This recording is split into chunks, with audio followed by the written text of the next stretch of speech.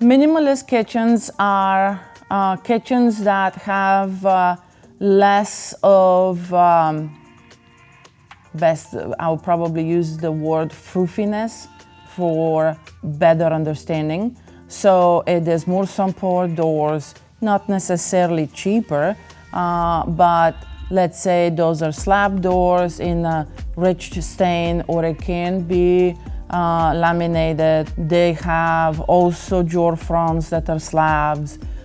They have strong lines, but less of them.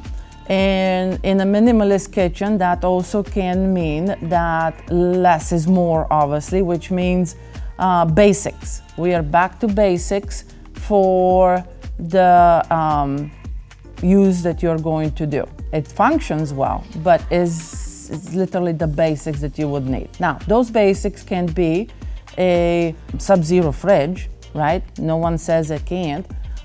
When saying basic, I'm not meaning basic brand or basic quality.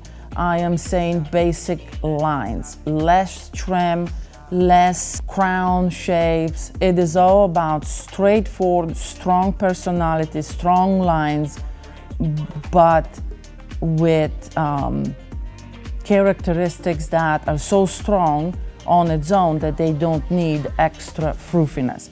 So the best to describe it is you're going to get a small portion of something to eat that will taste so good that you don't need to have 50 bites, 10 bites will just do it. So same thing here. Minimalist kitchens are very popular for people that have lived in apartments, the people that have been into the big city in Europe, totally exploring the ideas of Milan living, Germany, very popular in Germany, even Holland, so that you have the nostalgia of the things that you had there. So you come here and you say, hey, I want a minimalist European kitchen, get it done. Again, it has nothing to do about less cost. It has to do about selecting which items are going to be very strong and carrying them over to create that look.